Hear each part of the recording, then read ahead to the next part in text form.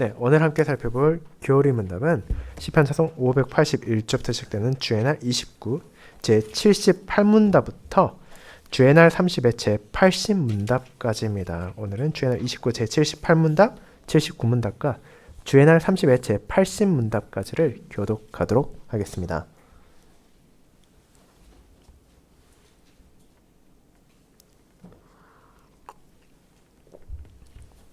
교리문답 교독하도록 하겠습니다. 하이데벨 교리문답 주의 날 29 제78문.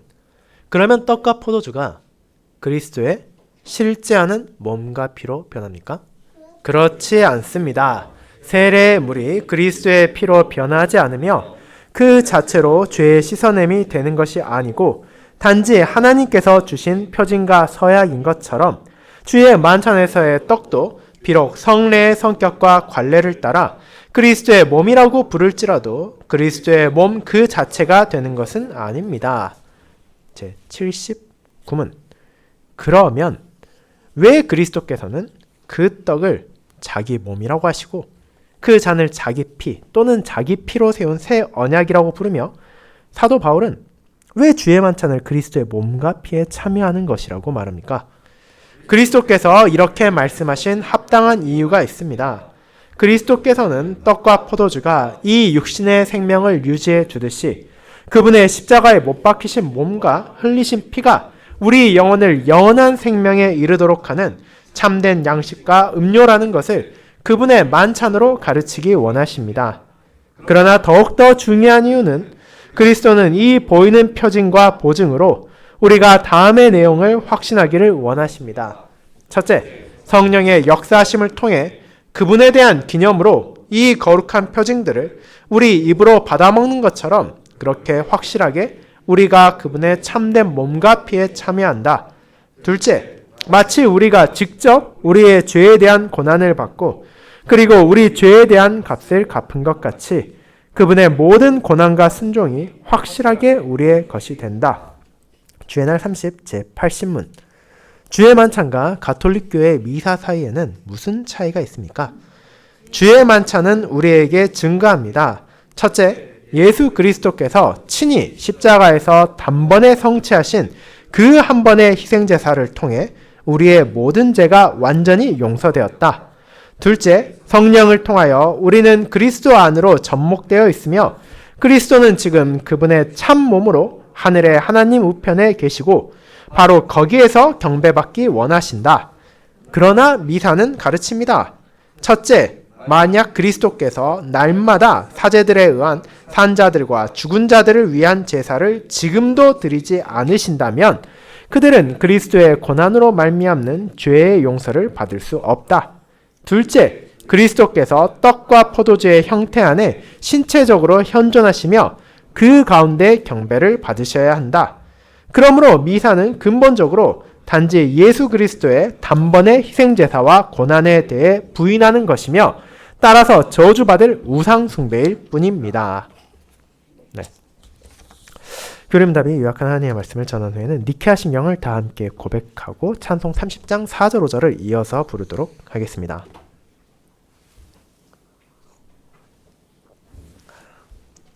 사랑하는 주 예수 그리스도 안에 있는 형제 자매님들, 우리는 동일한 자리에서 비슷한 시간을 보낸다 하더라도 그 자리의 성격에 따라 거기에 임하는 자세와 태도를 비롯한 많은 것이 바뀔 수 있다는 것을 알고 있습니다. 간단한 예로 식당에서 우리가 몇 명의 사람과 식사를 하는 것을 떠올려 볼 수 있을 것입니다.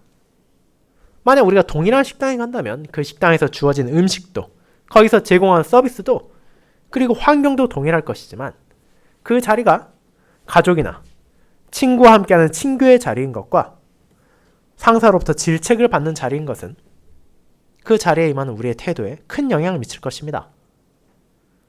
같은 맛의 음식을 먹는다 하더라도 전자의 경우에는 음식을 즐기며 담소를 나누고 좋은 추억을 쌓을 수 있는 반면 후자의 경우에는 음식의 맛도 제대로 느끼지 못하고 불편한 마음만 가지고 자리에서 일어날 수도 있습니다. 결국 다른 모든 것이 같다 하더라도 그 자리의 본질과 성격이 달랐기에 그런 일이 일어나는 것입니다. 그런데 이와 같은 일이 미사와 주의 만찬에서도 일어납니다. 만약 여러분이 성당에 행하는 미사와 교회에 행하는 성찬을 연속해서 보게 된다면 겉으로 봤을 때는 놀랄 정도로 거의 차이가 없다는 것을 발견하실 수 있을 것입니다.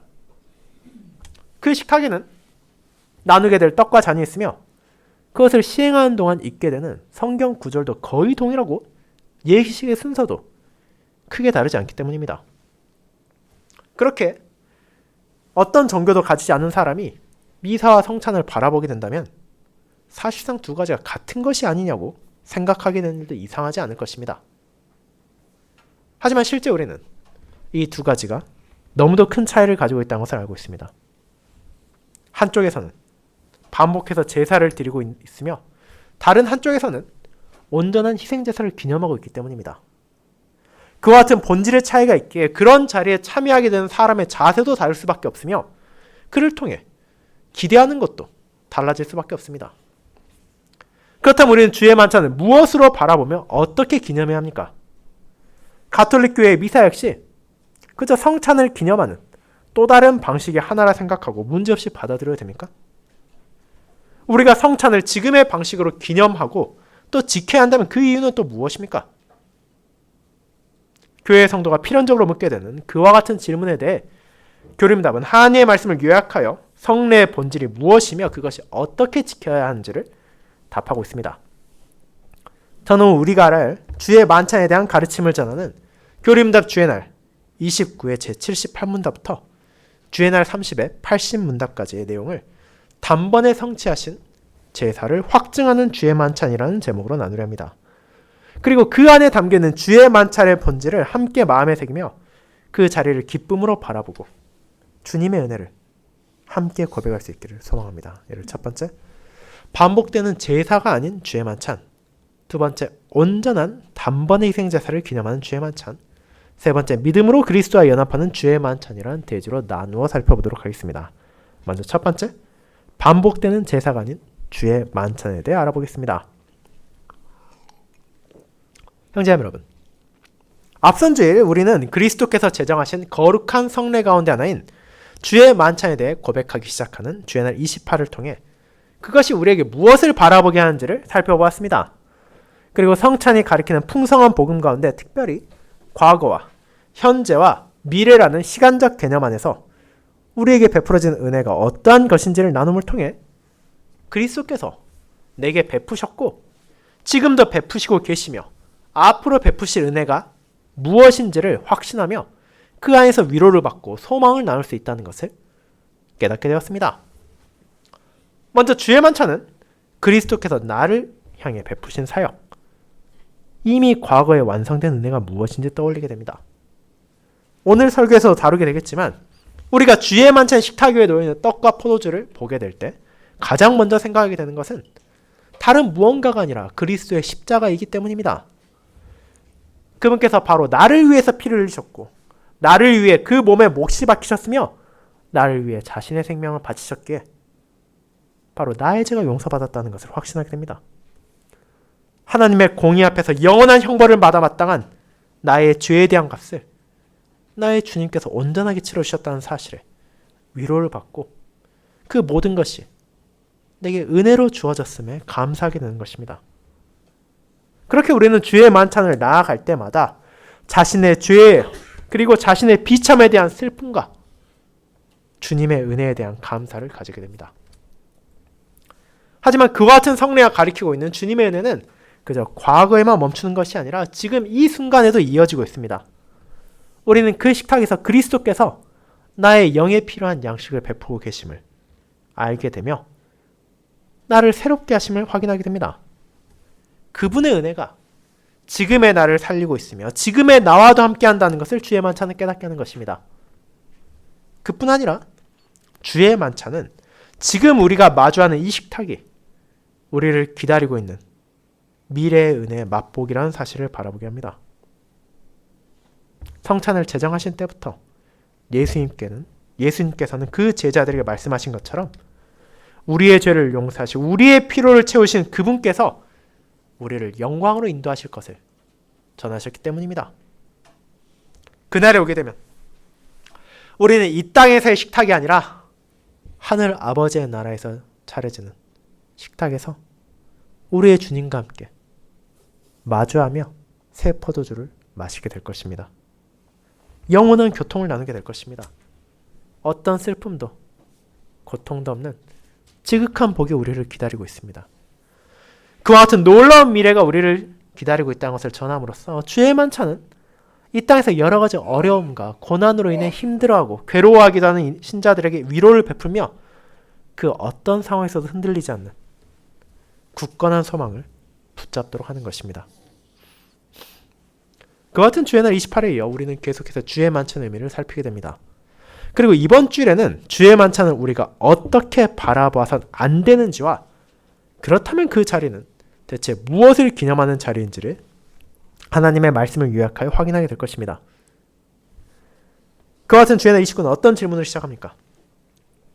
이는 소위 말하는 화채설, 주의 만찬의 식탁에 놓여있는 떡과 포도주가 그리스도의 실제하는 몸과 피로 변한다는 로마교의 주장을 정면으로 다루고 있습니다. 그런데 이 질문이 여러분들에게 어떻게 느껴지십니까? 굳이 다룰 필요가 없는 구태의연한 신학적인 질문처럼 느껴지십니까? 실제 그 자리에 참여하는 사람과는 전혀 상관이 없는 그저 목사나 신부, 신학자들의 논쟁거리 혹은 소일거리로 생각되십니까? 그렇게 생각하셔서는 안 됩니다.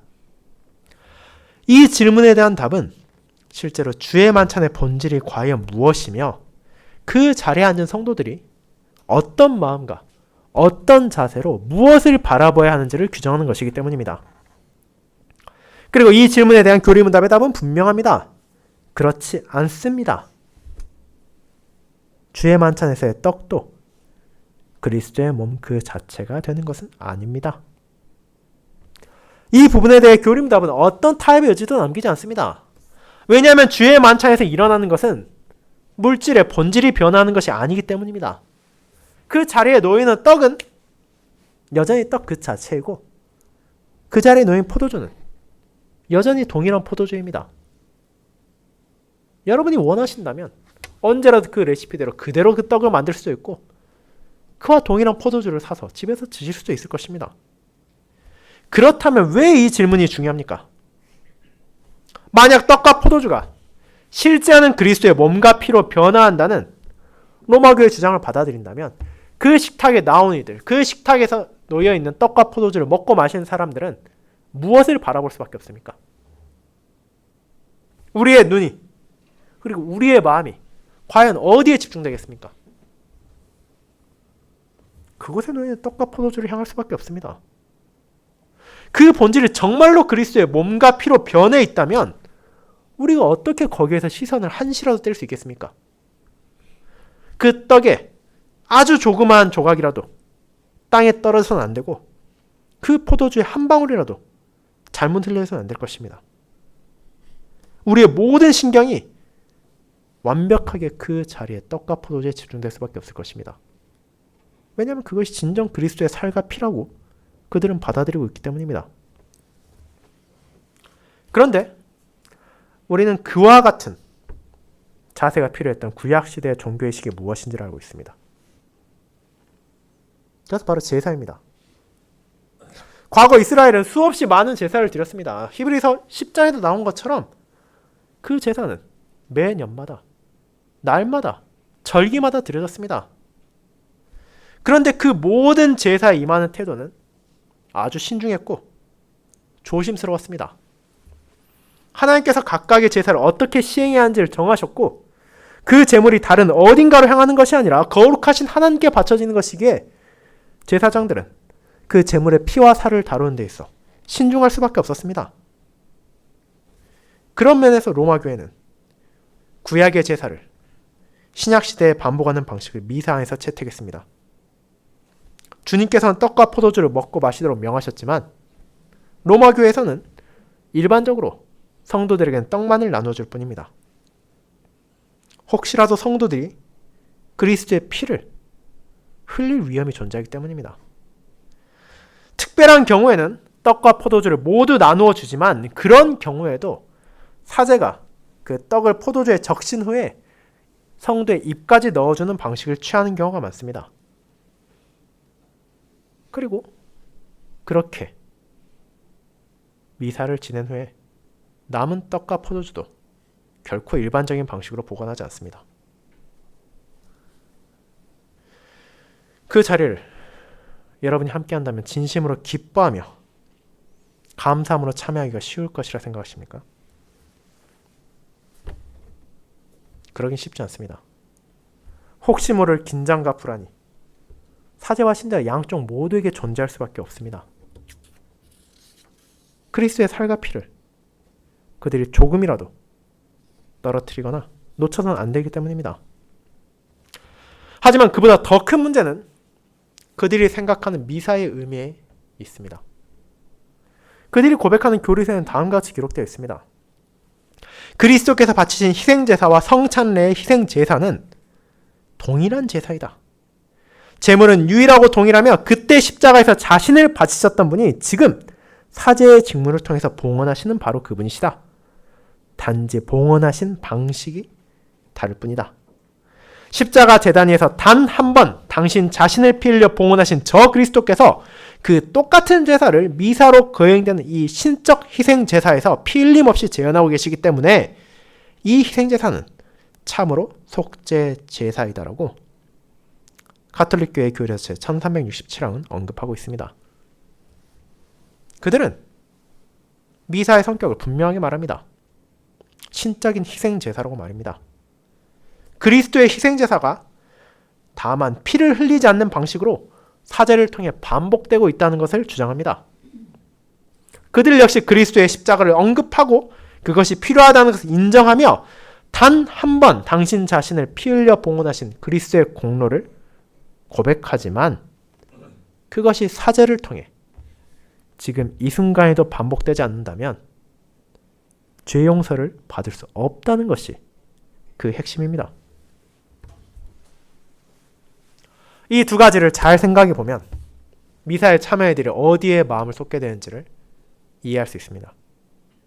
한편에서는 자신들의 죄 용서를 위해 지금 제사를 바치고 있는 사제에게 향하게 되고 다른 한편으로는 식탁 위에 놓여있는 그리스도의 피와 살을 향한 경배로 나아가게 됩니다.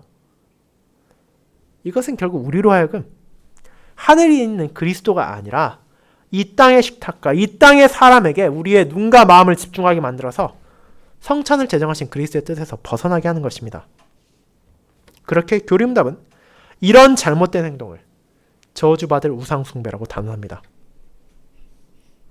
주의 만찬은 우리의 시선을 하늘로 향하게 해야 하지만 미사는 그 시선을 다시 땅으로 끌어내리기 때문입니다. 이와 같은 교리문답의 표현이 너무 과한 것처럼 느껴지십니까? 만약 그런 생각이 든다면 오늘 읽은 히브리서 10장이 여러분에게 도움이 될 것입니다. 이 본문을 통해 하나님께서는 무엇을 말씀하십니까? 구약시대의 제사가 아무런 의미가 없다는 것이 아닙니다. 그 당시 제사에는 분명한 역할이 있었습니다. 구약의 성도들은 계속해서 반복되는 제사를 통해 자신들의 죄를 기억하며 언젠가는 이 희생제사를 멈추게 할 온전한 희생제사를 바라볼 수 있었습니다. 그렇게 그 제사가 이루어질 때까지 구약의 자세는 멈추지 않고 반복되어야 할 필요가 있었습니다. 하지만 이제 그들은 무엇을 깨닫게 되었습니까? 그리스도의 십자가를 알게 되었습니다. 10장 10절에 이렇게 말합니다. 예수 그리스도의 몸을 단번에 들이심으로 말미암아 우리가 거룩함을 얻었노라고 말입니다. 그분께서는 단번에 희생제사를 드리셨습니다. 이것은 더 이상 반복될 필요도 없고 반복되어서도 안 되는 것입니다. 그리고 18절은 이어서 어떻게 말하십니까? 이것들을 사하셨은즉 다시 죄를 위하여 제사 드릴 것이 없느니라고 선언합니다. 이 말씀을 통해 우리는 왜 신약시대에 더 이상 죄 용서를 위한 제사가 필요 없는지를 알게 됩니다. 그것은 이미 끝났기 때문입니다. 완성되었기 때문입니다. 그렇게 우리는 사람에게 집중해서도 안 되고 떡과 포도주 자체에 마음을 둬서도 안 됩니다. 우리는 주의 만찬에 나올 때마다 죄를 위한 한 영원한 제사가 드려졌음에 감사하며 주의 만찬을 통해 그것을 다시 마음에 새기고 그 은혜에 감사해야 하는 것입니다. 사랑하는 형제자매 여러분, 그렇게 주의 만찬은 십자가의 제사를 반복하는 것이 아닙니다. 우리가 죄 용서를 얻기 위해 누군가가, 사제나 신부가 끝없이 나를 대신하여 제사를 드려야 하는 것을 보여주는 것도 아니고, 우리의 마음이 식탁 위에 놓여있는 떡과 포도주 그 자체에 집중되도록 하는 성례도 아닙니다.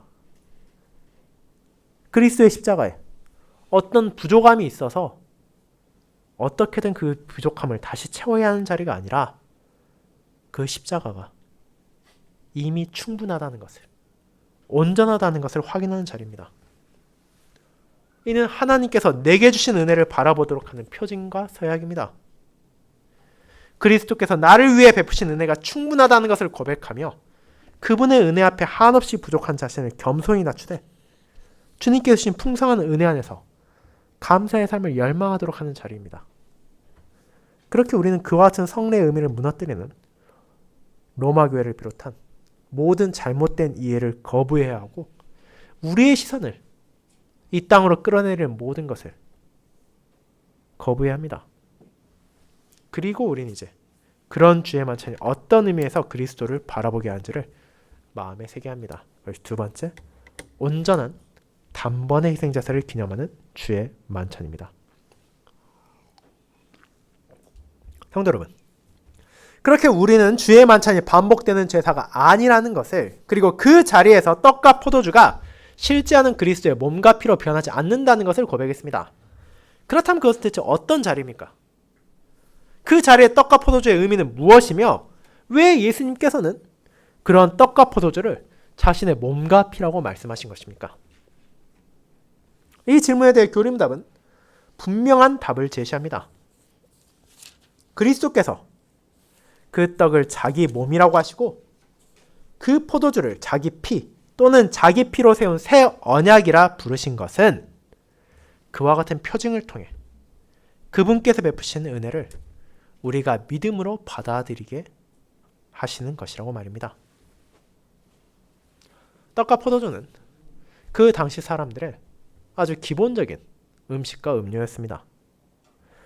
주님께서 세례에서 더러워진 우리의 몸을 씻어내는 물이라는 방편을 통해 죄의 용서의 피 흘림을 표하고 인식했던 것처럼, 떡과 포도주를 통해서는 우리 영혼을 생명에 이르도록 하는 참된 양식과 음료를 그분께서 베푸신다는 것을 가르치기를 원하신 것입니다.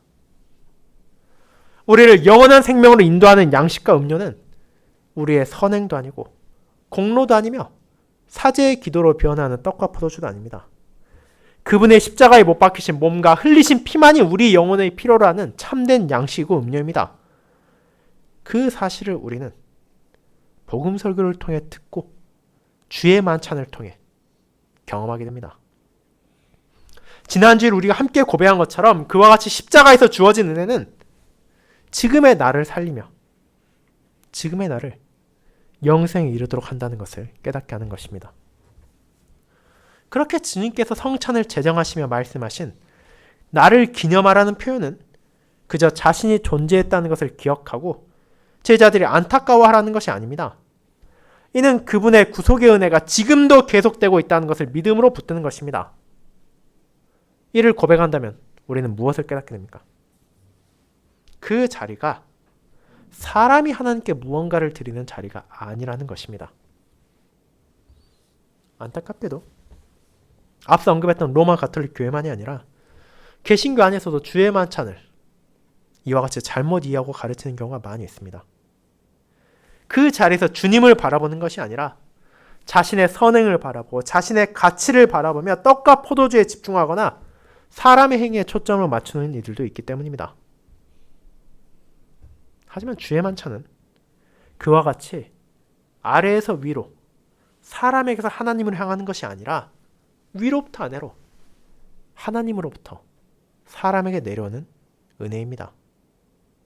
하나님께서 이미 우리에게 주셨고 지금도 베푸시며 앞으로도 전하실 은혜를 우리가 믿음으로 받는 자리인 것입니다. 그 자리에서 우리는 그리스도의 고난과 순종이 마치 내가 직접 죄에 대한 고난을 받고 하나님의 뜻에 온전히 순종한 것과 같이 하나님의 은혜 안에서 확실하게 나의 것이 되었음을 확인하는 것입니다. 그와 같은 교리문답의 가르침은 성경의 여러 본문을 통해 기반하고 있으며 오늘 읽은 히브리서 10장에서도 찾아볼 수 있습니다.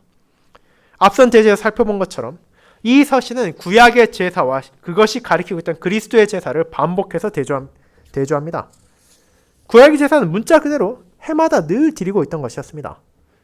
그것은 사람을 온전하게 하는 것이 아니라 그런 제사가 죄를 제거하지 못한다는 것을 언약 백성들이 깨닫게 하는 것이었습니다. 황소와 염소, 양과 비둘기가 끊임없이 죽임당하고 그 피가 흘러내림을 통해서 그들은 자신들의 죄가 얼마나 무거운 것인지를 기억했으며 그런 제사와 성취들, 메시아의 오심을 바라보았습니다. 그들의 소망은 예수 그리스도께서 이 땅에 오셨을 때 이루어졌습니다. 하나님의 뜻을 행하기 위해 오신 그분께서는 자신의 몸을 단번에 들이심으로 히브리서의 표현에 따라 첫째 것을 폐하셨습니다. 구약의 제사장들이 그렇게 열심히 경건히 성실하게 제사를 드렸음에도 그 누구도 단 한 사람의 죄도 없게 하지는 못했지만 그리스도께서는 우리의 죄를 위하여 한 영원한 제사를 드리신 것입니다. 정작 그 당시에 그 약속을 받았던 이스라엘 백성들은 그분이 누구신지를 깨닫지 못했고 그 제사의 의미도 이해하지 못했지만 그분께서 드리신 제사가 온전하고 완벽했기에 하나님께서는 그들의 죄와 그들의 불법을 내가 다시 기억하지 아니하리라고 선언하셨으며 그 진리 안에서 이제는 더 이상 죄를 위한 제사를 드릴 필요가 없다는 것을 주의 만찬에서 바라보게 하십니다. 그것은 우리를 위하여 드려진 마지막 제사, 가장 완전하며 가장 위대한 그리스도의 십자가를 바라보게 하며 그 안에서 내게 주어진 은혜를 믿음으로 붙들게 합니다. 그러므로 이제는 신약시대에 율법이라는 첫째 것이 폐하여지고 그리스도 안에서 은혜로 세워진 둘째 것에 거하는 자로서 우리는 제단 앞에 나아가 제사를 드리는 공동체가 아니라 말씀과 성례를 통해 그리스도께서 베푸신 은혜를 고백하며 그 복음을 붙잡는 공동체가 되었습니다. 주의 만찬은 그와 같은 신약교회의 본질을 보여주는 성례인 것입니다. 사랑하는 성도 여러분, 이처럼 주의 만찬은 우리에게 새로운 제사를 반복해 생하게 한 자리가 아닙니다.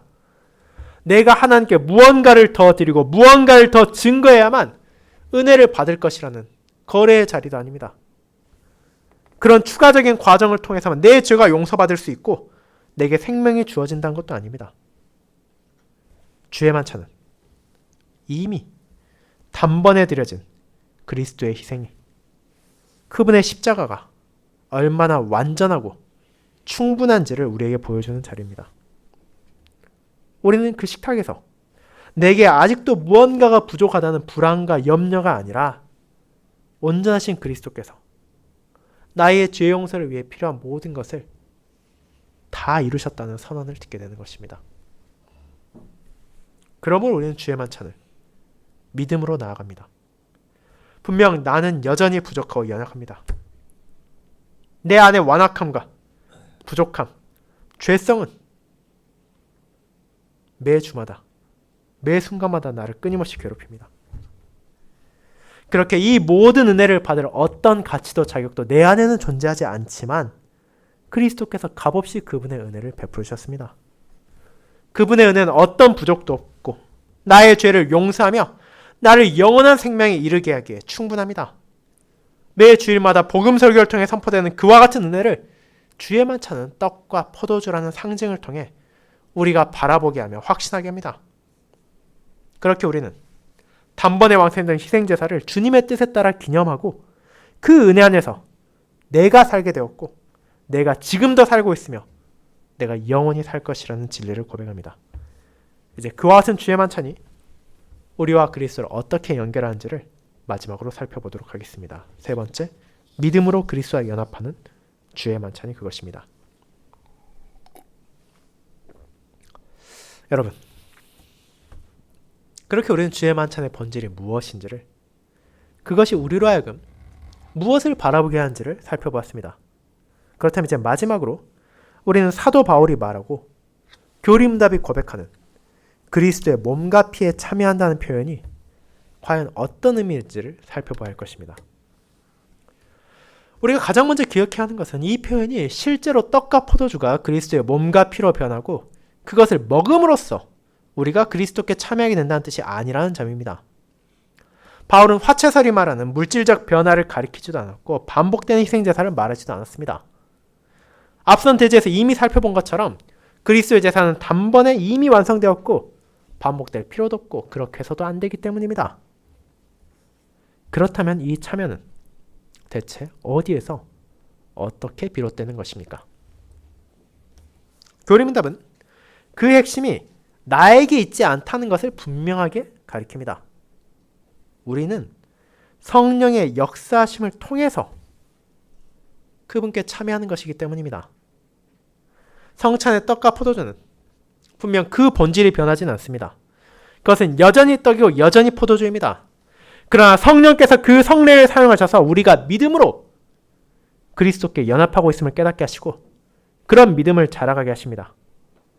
그리스도께서는 그런 우리를 위해 물질로서가 아니라 자신의 영으로서 그 자리에 함께 하시며 그와 같은 방편을 통해 우리가 실제로 그분의 참된 몸과 참된 피에 참여하고 있다는 것을 깨닫게 하십니다. 그리고 성경은 그 연합을 다양한 방식으로 전하고 있습니다. 우리가 그분의 지체가 되었다고 말합니다. 그분에서 다시 새로운 생명으로 태어나게 되었다는 것을 말합니다. 그 생명의 은혜에서 매일의 삶 가운데 점점 더 그리스도와 연합하고 있음을 알려주며 우리가 그분의 살 중에 살이며 그분의 뼈 중에 뼈라는 것을 가리킵니다. 그 모든 것들은 단지 비유적인 표현이 아니라 성령의 역사하심으로 우리 안에서 실제로 일어나는 영적인 현실입니다. 우리는 주의 만찬의 자리에서 그분의 식탁에 나와 그분께서 베푸신 떡과 포도주를 먹고 마심으로써 내게 주어진 그분의 은혜를 확신하며 그분께 참여하는 자로서 누리는 은혜를 고백하는 것입니다. 그 모든 고백을 한 자의 시선은 자연스럽게 하늘로 향할 수밖에 없습니다. 그저 내 육신의 눈을 들어서 하늘을 바라본다는 것이 아니라 믿음의 눈으로 나를 위한 영원한 제사를 드리시고 하늘 아버지 우편에 계신 그리스도를 바라보며 나의 기쁨도 소망도 위로도 감사도 다른 어딘가에서 나오는 것이 아니라 살아계신 나의 주님께서 주신다는 것을 고백하는 것입니다. 그것이 히브리서 10장에 가르친 것과 연결됩니다. 그리스도께서 자신의 몸을 단번에 들이심으로 우리가 거룩함을 얻게 되었습니다. 더 이상 죄를 위한 제사를 드리는 것이 아니라 그분의 은혜 안에서 하늘 아버지와의 회복된 관계를 누리게 되었습니다. 우리는 주님 안에 하나님의 자녀가 되었고 그런 자녀들에게 베풀어진 주님의 식탁에 앉아 그분께서 베푸시는 은혜의 떡과 포도주를 먹고 마십니다. 그렇게 우리는 그리스도의 구속의 공유 안에서 그분과의 교제를 드리며 그분과의 영원한 교통을 나누게 될 영광스러운 미래의 소망을 두게 됩니다. 그날에 오면 우리는 이 땅에서의 성찬이 아니라 어린 양의 혼인잔치에서 우리의 머리이신 그리스도를 마주하고 모든 성도들과 함께 완전한 복을 누리며 영원한 찬양을 노래하게 될 것입니다. 그러므로 이 모든 은혜가 값없이 주어졌기에 우리는 식탁에 놓여있는 떡과 포도주를 경배하지 않습니다. 제사를 집례하는 사제나 혹은 다른 어떤 사람을 높이지도 않습니다. 우리는 지금 참된 몸으로 하늘에 계시며 하늘 아버지 우편에 앉아 계신 나의 주, 나의 머리, 나의 구원자이신 그리스도만을 경배합니다. 주의 만찬은 바로 그런 주님께서 나의 주님이시고 지금도 나를 인도하시며 지금도 나를 돌보신다는 믿음이 더욱 자라가게 하는 은혜로운 성례입니다. 사랑하는 여러분, 그러므로 주의 만찬은 단순한 기억의 행위가 아닙니다. 우리는 성령의 사용하심으로 말미암아 지금도 살아계신 그리스도와 연합하며 그분의 생명과 은혜를 누리고 있다는 것을 이 성례를 통해 확신하게 되는 것입니다.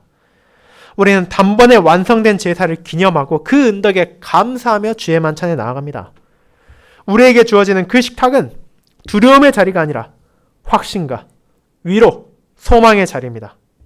그렇게 오늘도 그와 같은 주님의 식탁에서 은혜를 베푸신 그리스도를 바라보며 그분 안에서 이미 시작된 영원한 생명이 완성될 날에 이르기까지 주님께 감사하며 주님의 지체로서 거룩한 삶을 살아가는 저와 여러분이 되기를 소망합니다. 아멘.